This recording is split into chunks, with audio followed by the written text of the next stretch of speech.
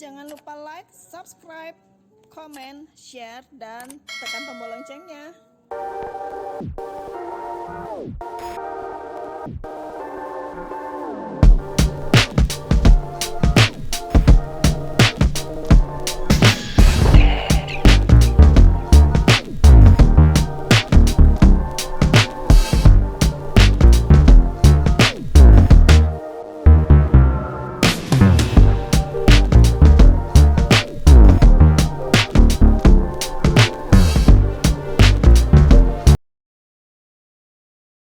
Assalamualaikum warahmatullahi wabarakatuh.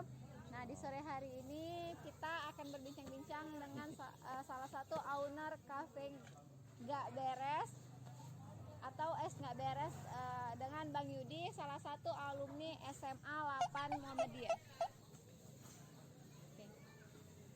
Nah, ini Bang Yudinya langsung. Assalamualaikum Bang Yudi. Waalaikumsalam warahmatullahi wabarakatuh. Nah, ini ya Bang, pertanyaan pertama. Rasanya Abang bisa mencapai ke titik ini apa sih? Ya syukur alhamdulillah ya. Karena kita pun mulai berusaha berentrepreneur itu sejak 2017 dan alhamdulillah sampai dengan titik ini, dan alhamdulillah kita nggak nyangka nih sebesar ini es nggak beres, nggak hanya besar di Sumatera Utara tapi keluar provinsi juga. Oke, terima kasih ya Bang Yudi. Ternyata perjuangannya itu nggak segampang gitu ya Bang ya, alhamdulillah. Nah, flashback nih ya Bang ke masa lalu nih. Dulu kan Abang owner bubur ayam senja, kijek, es nggak beres sampai ke kafe ini. Inspirasi Abang bisa sampai ke titik ini gimana tuh? Dari mana itu? Inspirasinya dari mana? Flashback ke tahun 2017 ya. Jadi pada saat itu saya resign dari Satlantas karena ya dulu saya sebagai karyawan di Satuan Lalu Lintas Polres Asahan sebagai tim IT. Nah, jadi saya putuskan di Desember 2017 untuk resign. Jadi untuk mulai berusaha. Jadi awal mula berusaha itu kita buka bubur ayam April itu jualannya di gerobak di pinggir jalan. Nah, bertahan 1 tahun, kemudian saya mendirikan ojek online pertama di Kota Kisaran yang dikenal dengan Kijek pada saat. Dan alhamdulillah bertahan juga sampai 1 tahun. Masuklah kemarin kompetitor dari luar, lambat laun Kijek nggak bisa bertahan, maka tutup sampai sekarang. Berarti dari kesimpulannya harus ada yang dikorbankan untuk mencapai titik ini ya, kan? Nggak langsung wow gitu ya. Benar. Berarti ada prosesnya. Oke. Nah, ketiga nih Bang, sebenarnya langkah awal Abang untuk menjadi pengusaha itu bagaimana sih langkah awalnya gitu? Langkah awal adalah keberanian aja sih sebenarnya. Keberanian. Ya. Jadi kalau orang bilang berusaha atau mau jualan sesuatu itu mesti modalnya besar, itu salah juga.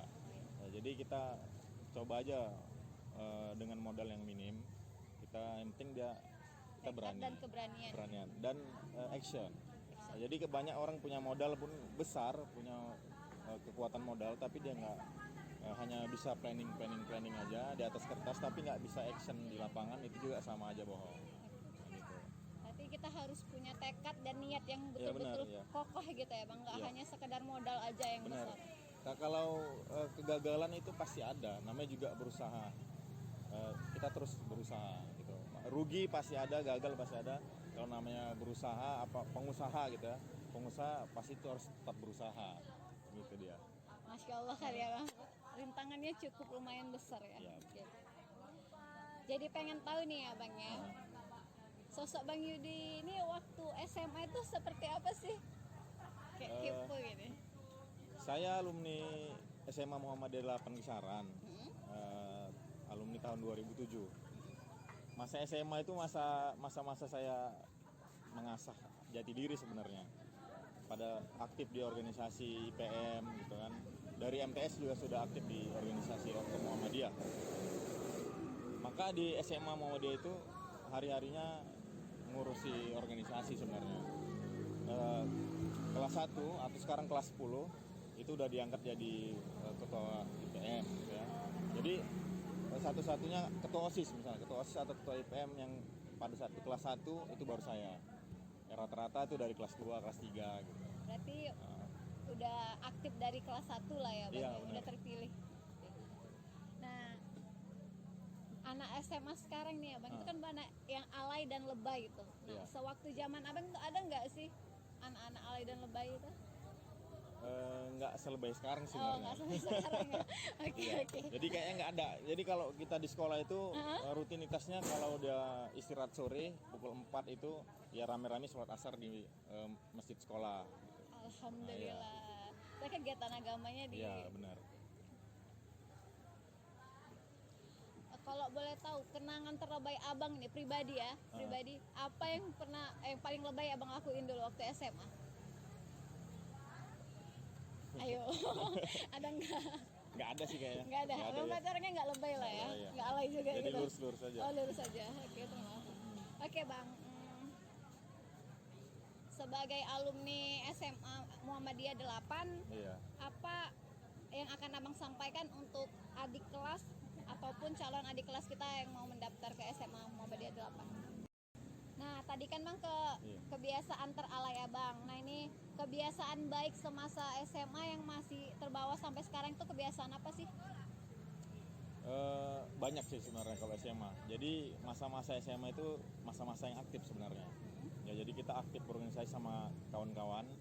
Nggak hanya di SMA Muhammadiyah, tapi dari kawan-kawan satu komplek. Ada Aliyah, SMK, MTS, SMP itu juga kita rangkul untuk berorganisasi.